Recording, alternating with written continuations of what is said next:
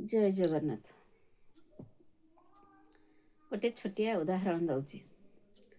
ଅନେକ ଲୋକ କହନ୍ତି ତମେ ସବୁବେଳେ ଅନ୍ୟମାନଙ୍କର ଚିନ୍ତା କରୁଛ।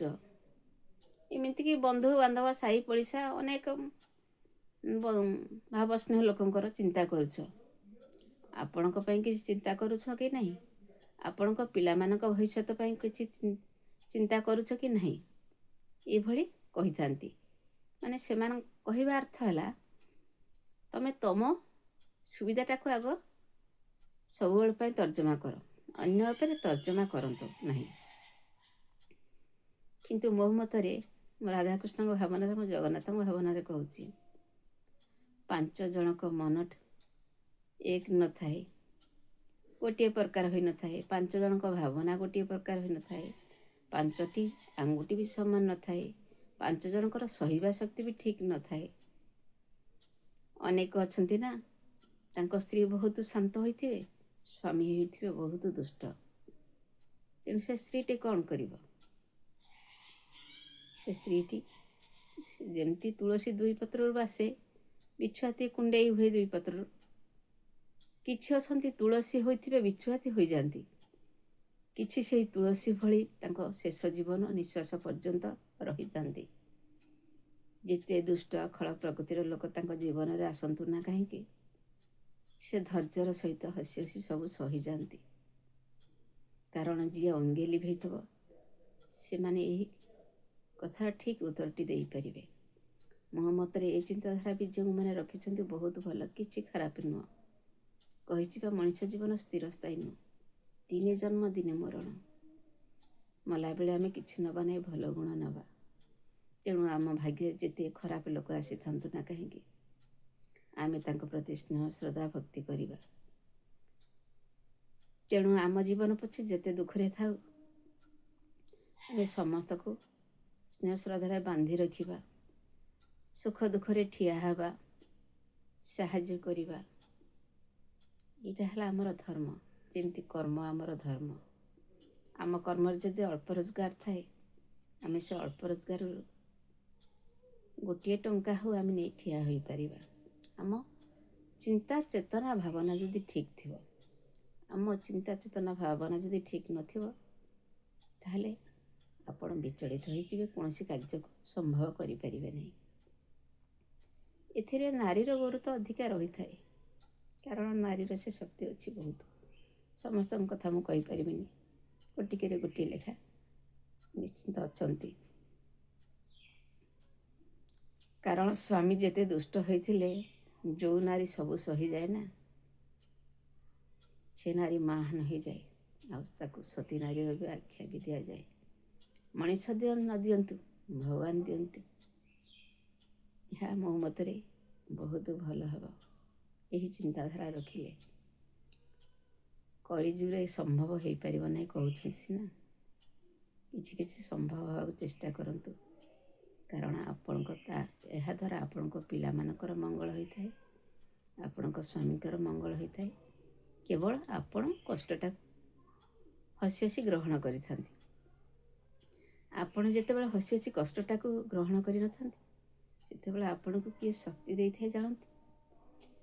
ଆପଣଙ୍କ ପିଲା ସ୍ୱାମୀକି କିଏ ସାହାଯ୍ୟ କରନ୍ତି ଜାଣିଛନ୍ତି? ଦୁଃଖରେ ତାଙ୍କୁ କିଏ ଆଶ୍ୱାସନା ଦିଅନ୍ତି ଜାଣିଛନ୍ତି? ସେ ହେଉଛନ୍ତି ମୋ ଜଗନ୍ନାଥ, ସ୍ୱୟଂ ଭଗବାନ। ଭାବନାମୂଳେ ସେ ରହିଥାନ୍ତି ନା। ତେଣୁ ଏଇସବୁ ଯେଉଁ ଭକ୍ତଟି ଅନୁଭବ କରିଥିବ, ମୁଁ ତ କହୁଛି ସେ ଭକ୍ତ କହିଲା ସମୟରେ ତା ଲୋମମୂଳ ଟାଙ୍କୁରି ଉଠିଥିବ। ଆଉ ଯେଉଁ ଲୋକଟି ଶୁଣୁଥିବେ, ସେମାନଙ୍କର ଯଦି ଏଭଳି ଚିନ୍ତା ନଥିବେ, ସେମାନଙ୍କ ଭିତରେ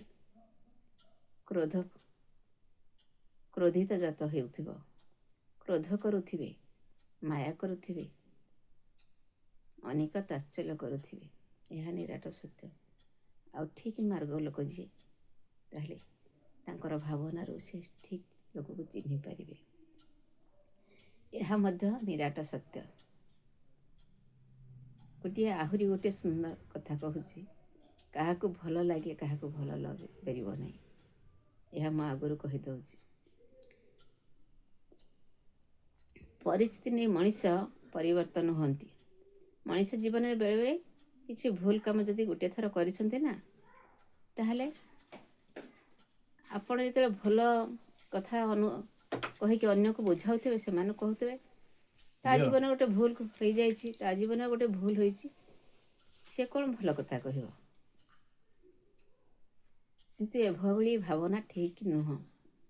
ଜୀବନରେ ଯଦି ଗୋଟେ ଭୁଲ ହେଇଛି ତାକୁ ସୁଧାରି ନିଅନ୍ତୁ, ଭଗବାନଙ୍କ ଆଶ୍ରିତ ହୋଇଯାଆନ୍ତୁ, ଆଉ ଭଗବାନଙ୍କୁ କ୍ଷମା ମାଗି ନିଅନ୍ତୁ, ଆଉ ସମସ୍ତଙ୍କୁ ସ୍ନେହ ଶ୍ରଦ୍ଧା ଭକ୍ତିରେ ବାନ୍ଧି ରଖନ୍ତୁ।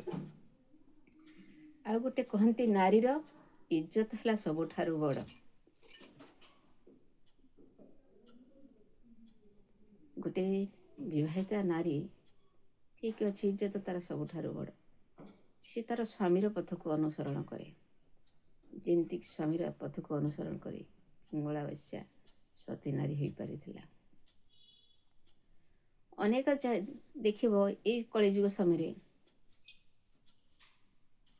ଅନେକ ଝିଅ ବୋହୂ ସ୍ତ୍ରୀ ଲୋକମାନେ ଗଣ ଦୁଷ୍କର୍ମ ହେଉଛନ୍ତି। ଏହା ଦ୍ୱାରା କ'ଣ ତାଙ୍କର ଇଜ୍ଜତ ଯାଉନାହିଁ? ଇଜ୍ଜତ ଯାଉଛି।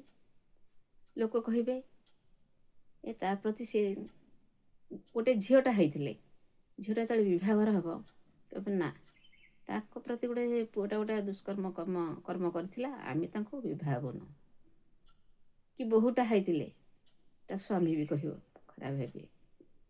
ମୋ ମତରେ ଏଇଟା ପବିତ୍ରର ବିଚାର ନୁହଁ, ଏଇଟା ପୁଣ୍ୟର ବିଚାର ନୁହଁ, ଏଇଟା ହେଉଛି ଆପଣଙ୍କର ପାପର ଚିନ୍ତାଧାରା। କାରଣ ଦୁର୍ଘଟଣାରେ ଯେଉଁ ଜିନିଷଟା ଘଟିଯାଏ ତାହା କେବେ କଳୁଷିତ ହୁଏ ନାହିଁ, ତାହା ପବିତ୍ର। ମୁଁ କହୁନାହିଁ, ମୋ ରାଧାକୃଷ୍ଣ କହିବେ, ମୋ ଜଗନ୍ନାଥ କହିବେ, ଏହା ନିରାଟ ସତ୍ୟ। ତେଣୁ ଅନେକ କୋଟି କୋଟି ଲୋକ ନିର୍ଯାତନା ହେଉଛନ୍ତି, ଏମିତି ବଳାତ୍କାର କରୁଛନ୍ତି, ଛୋଟ ଝିଅ ହଉ, ସ୍ତ୍ରୀ ଲୋକ ହଉ, ବୋହୂ ହଉ, ମାନେ ସୁଯୋଗ ଦେଖି କେହି ତାଙ୍କ ପ୍ରତି ବଳାତ୍କାର କରୁଛନ୍ତି। ତାମାନେ କ'ଣ ସେ ସ୍ୱାମୀ ତା ସ୍ତ୍ରୀଟାକୁ ଛାଡ଼ିଦେବ ନା କ'ଣ? ତାମାନେ ସେ ଝିଅଟି କ'ଣ ବିବାହ ହେବ ନାହିଁ ନା କ'ଣ? ଏ ଚିନ୍ତାଧାରା ଆପଣଙ୍କ ଭିତରେ ଆସୁଛି କି? ନା ସେ ଝିଅର ଇଜ୍ଜତ ଚାଲିଗଲା ବୋଲି ଭାବୁଛନ୍ତି? ନା ତମ ସ୍ତ୍ରୀର ଇଜ୍ଜତ ଚାଲିଗଲା ବୋଲି ଭାବୁଛନ୍ତି? ନା, ଏସବୁ ଚିନ୍ତାକୁ କେହି ଭାବନ୍ତୁ ନାହିଁ। ଏସବୁ ଜିନିଷକୁ ଦୁର୍ଘଟଣା ଭାବି ଭୁଲି ଯାଆନ୍ତୁ। ଆଉ ଯିଏ ଏମିତି କରିଥିବ କୁକର୍ମ, ତାକୁ ଭଗବାନ ଦଣ୍ଡ ଦେବେ। ଆଉ ଆପସରେ ଯିଏ ରାଧାକୃଷ୍ଣ ଭାବନାରେ ଯିଏ ଜଡ଼ିତ ହୋଇଥିବେ, ଭାବନାଟି ତାଙ୍କର ଭଲ ଥିବ, ତାହେଲେ ସେ ଭଗବାନ ପାଖରେ ପରୀକ୍ଷା ଦେଇକି ଭଲ ଫଳଟିଏ ପାଇଥାନ୍ତି, ଏହା ନିରାଟ ସତ୍ୟ। ତେଣୁ ଏଇ ଯେଉଁ ରହିଛନ୍ତି ଇଜ୍ଜତ, ନାରୀର ଇଜ୍ଜତ ବଡ଼ ଭାବୁଛନ୍ତି, କାରଣ କଳିଯୁଗରେ ନାରୀର ଇଜ୍ଜତ ସେଥିରେ ଅନେକ ଲୋକ ଖେଳୁଛନ୍ତି, ଅନେକ ଝିଅ ବୋହୂ ନାରୀମାନଙ୍କ ସେଥିରେ ଖେଳୁଛନ୍ତି। ତେଣୁ ଆପଣ ସେମାନଙ୍କୁ ପାପ ଦୃଷ୍ଟିରେ ଦେଖନ୍ତୁ ନାହିଁ, ପବିତ୍ର ଦୃଷ୍ଟିରେ ଦେଖନ୍ତୁ।